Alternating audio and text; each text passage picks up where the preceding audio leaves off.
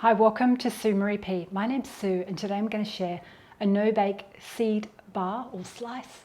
It's perfect to make when it's hot. You just pop it in the fridge and it's a snack on standby when you don't want to have cake or anything like that. So all we need to do is just to mix everything in the food processor. So we have half a cup of sunflower seeds. Lift my lid up. And I don't bother toasting them or anything. And I have half a cup of desiccated coconut. Half a cup of cranberries.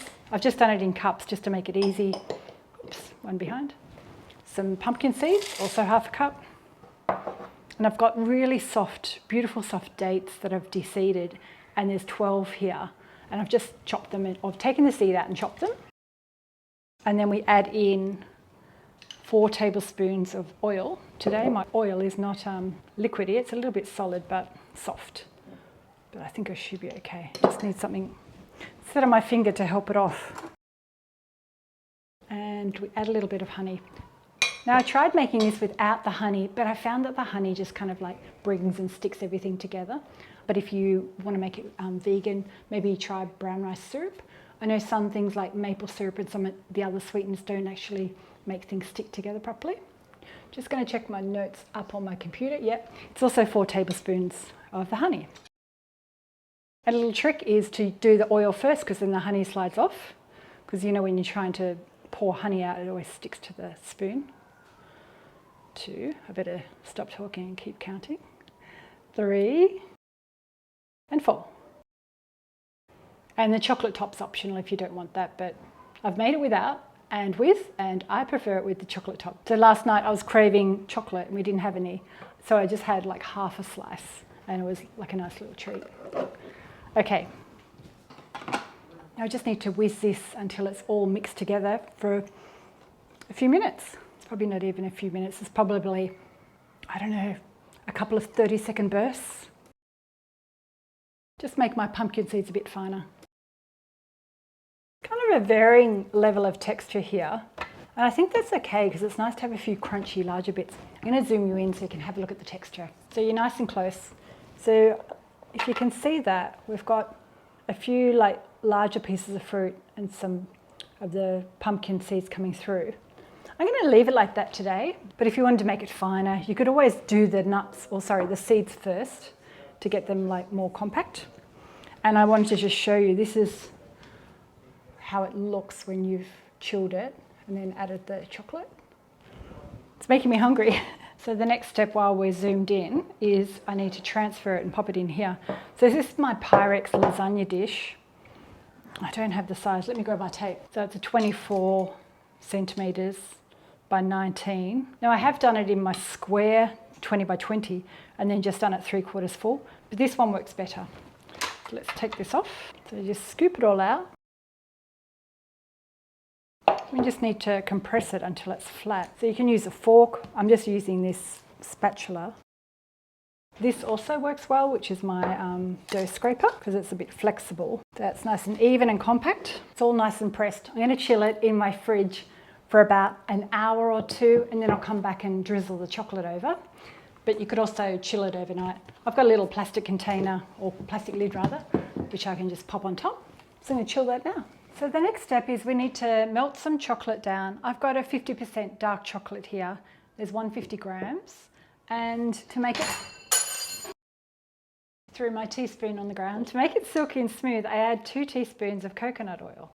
Or if you didn't want to have coconut oil in it, you could add another type of oil, like a veggie oil. Just going to use a piece of chocolate to get the oil off. And I'm just going to do that in the microwave for a couple of 30-second bursts until it's all melted. And I just cover it with a bit of paper towel.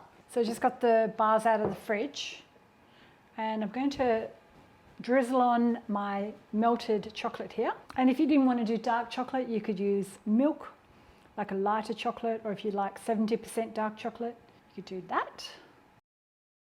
Swivel it around. I'm going to let this rest overnight and then I'll come back tomorrow and slice it up for you. So I'm back with my seed bars and need to remove it from this container.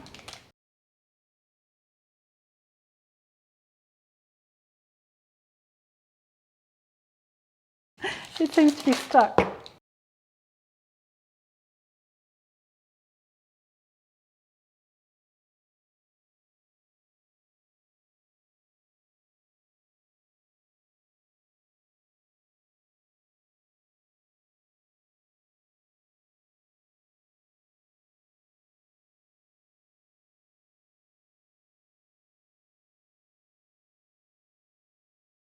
Grab a sharp knife. I've just dipped it in some warm water and I'm going to slice down the middle and try and do a nice neat cut.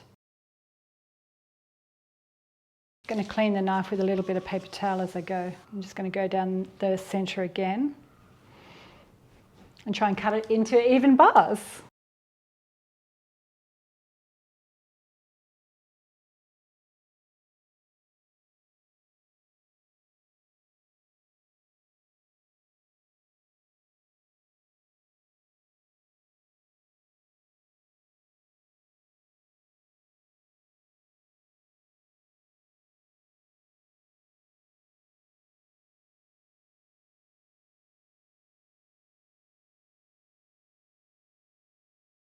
So I'm doing, whoops, I've got chocolate everywhere now.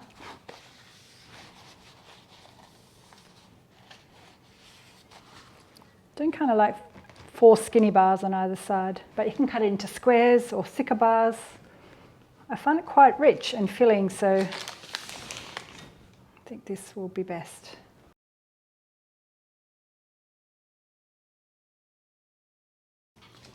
And chop one in half and show you. That's delicious. I'm going to zoom you in and show you the texture and lick the chocolate off my fingers. So I've got a little bit of sunshine streaming through my skylight. That one crumbled a bit when I cut it, but look at the texture of that. It's got these nice, I'll show you this piece. Cranberries and seeds. A thin piece of chocolate on top, which is now melting in my hands.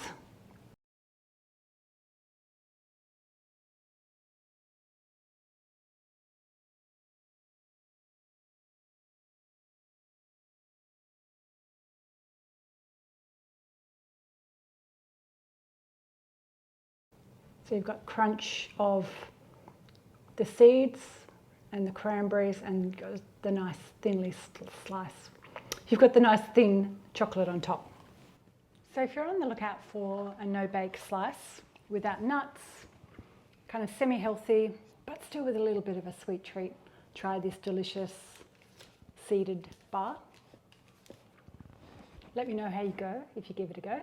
And don't forget to hit the thumbs up, subscribe if you're new here today, and stick around because I'll pop a few other recipes up above. And I'll see you next time. Thanks again. Bye.